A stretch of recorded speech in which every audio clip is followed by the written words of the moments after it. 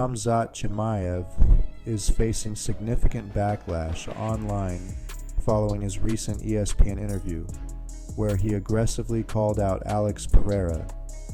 Chimaev claimed that Pereira is scared of him and avoiding the fight, comments that quickly sparked negative reactions from fans. Many pointed out that Pereira is actively pushing for a far more dangerous challenge, a heavyweight showdown with Jon Jones. To fans, the idea that Pereira is running from Chimaev seems unrealistic when he's seeking a fight with one of the most dominant champions in UFC history.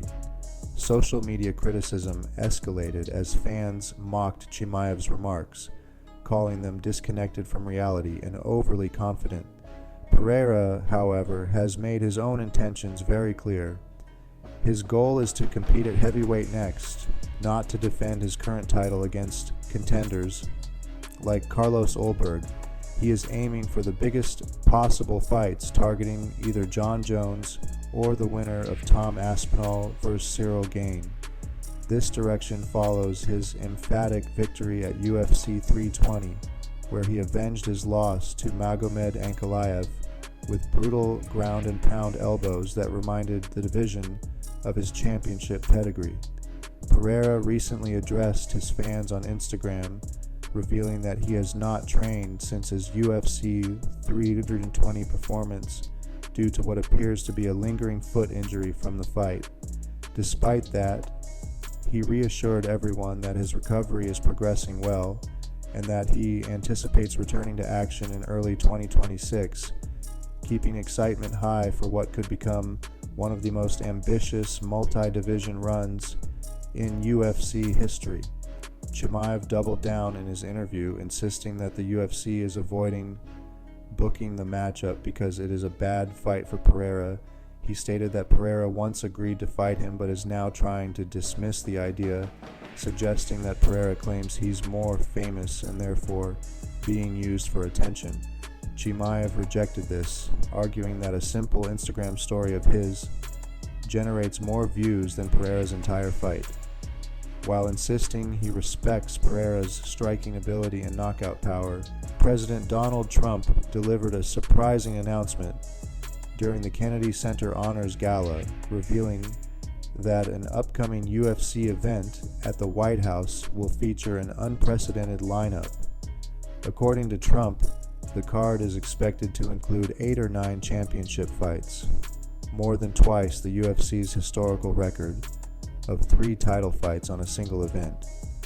The president described the spectacle as part of the celebration for the United States' 250th birthday, blending patriotic festivities with one of the biggest MMA productions ever attempted.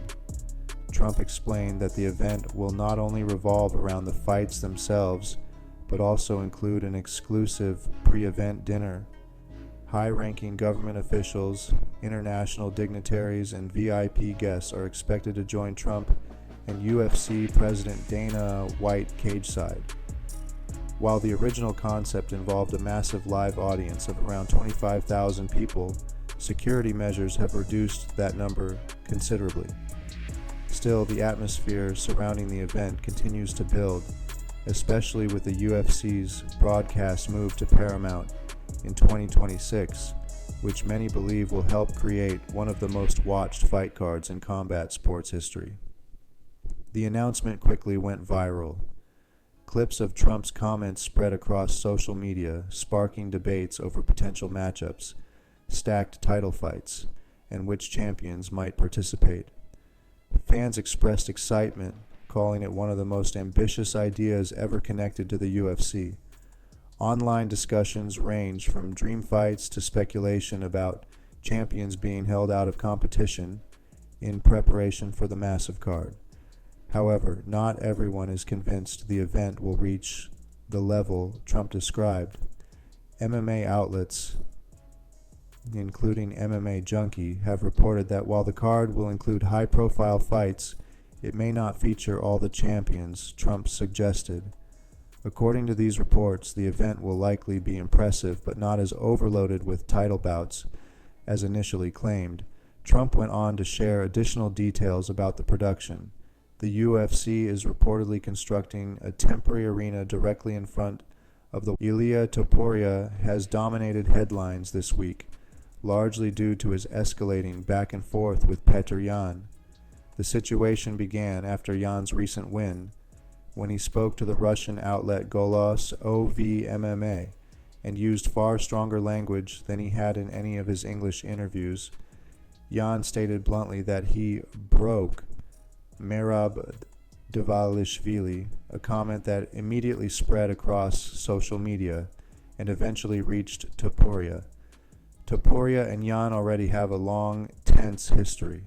The two were originally scheduled to fight back in 2018 when Topuria was only 21 and preparing for what would have been his UFC debut. The bout ultimately fell through, with Yan being booked against Jin Soo Sun instead, but the rivalry between them never truly faded. Over the years, Topuria has developed a reputation for clashing with numerous fighters, including Belal Muhammad and Cody Garbrandt, which has only added fuel to the dynamic between him and Yan. After hearing Yan's comments, Topuria went live on Instagram to issue a direct warning. His message reignited the long-standing friction and added another layer to the criticism Yan often receives for his blunt personality and heated exchanges within the roster. As the online debate intensified, the situation eventually made its way to UFC President Dana White. When asked to address the Topuria-Yan drama, Dana White dismissed the controversy almost immediately. He criticized the exaggerated attention being placed on the exchange, emphasizing that confrontational behavior is nothing new in the UFC. According to White, people are overreacting to something that happens constantly in combat sports. Fighters talk trash, emotions flare, and rivalries form. It is simply part of the environment. White made it clear that neither fighter was out of line in his view.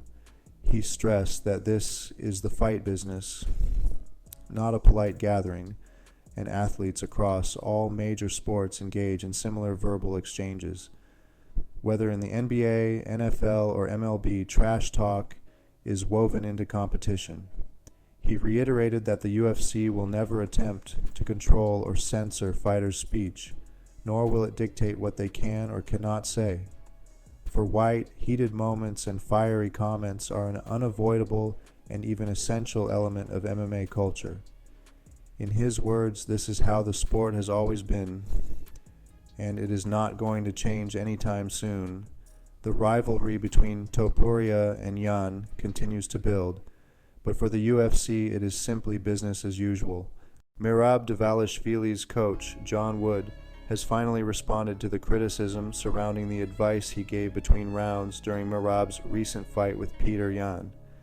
Fans and analysts heavily criticized Wood for telling Merab he was winning the early rounds, despite many believing he was clearly behind on the scorecards.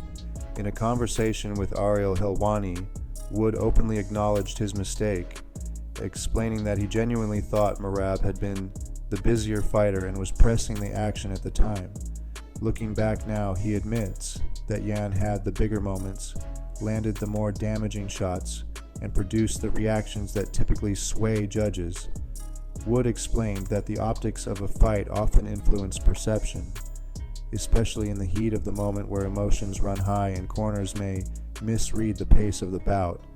He confessed that the presence of blood can also change how exchanges appear, sometimes exaggerating how much impact a fighter is taking. He noted that although his camp believed they were ahead in the first 2 rounds, reviewing the fight afterward showed otherwise.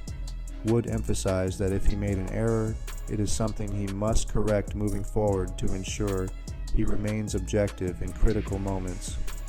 Former champion Sean O'Malley also shared his perspective on the situation, expressing doubt that the UFC will book an immediate rematch between Merab and Petr Yan. O'Malley argued that Yan clearly controlled the first fight and that the promotional direction will likely move toward a rematch between himself and Yan instead. For O'Malley, this scenario is ideal, as his path to reclaiming UFC gold is far easier if Merab is not the defending champion. O'Malley has already defeated Yan in a razor-close bout, a fight many fans and analysts believed Yan narrowly won, making the rematch highly marketable. Meanwhile, the bantamweight division continues to heat up. Umar Nurmagomedov is expected to face Davison Figueiredo for the next title opportunity once the Yan Merab situation is settled in 2026. This upcoming matchup has already generated excitement, as Umar is viewed as one of the most complete fighters in the division. His ability to blend elite grappling with increasingly sharp striking makes him one of the toughest rising contenders in the weight class.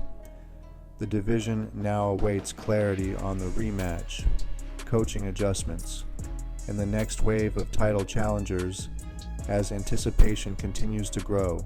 Aljamain Sterling has shared his honest assessment of Merab Dvalishvili's fight against Petr Yan, revealing that in real time, he initially believed Merab had done enough to win the bout 3-2. Sterling explained that while the early rounds were extremely competitive, he felt Merab had narrowly edged each of the first 3.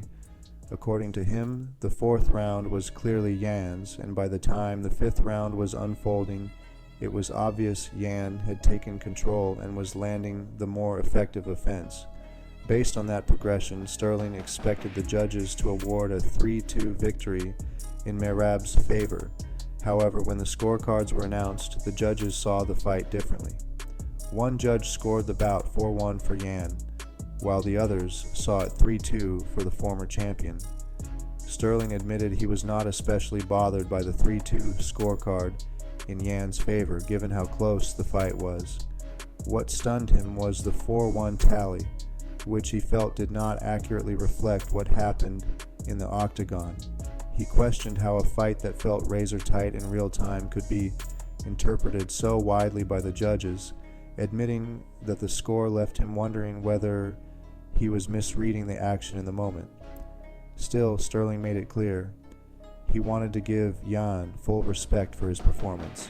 He acknowledged that Merab did not seem quite like himself that night, but he emphasized that credit should go to Yan for the adjustments he made and the pressure he applied as the contest went on.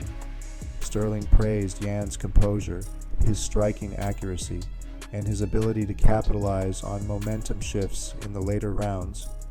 In the aftermath of the fight, Petr Yan has used Sterling's comments as fuel for a bit of trolling, taking aim at Merab and Sterling online.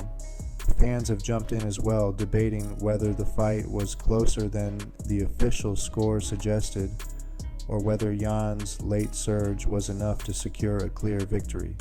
The result has sparked renewed discussions about scoring criteria, damage versus volume, and how judges interpret closely contested rounds.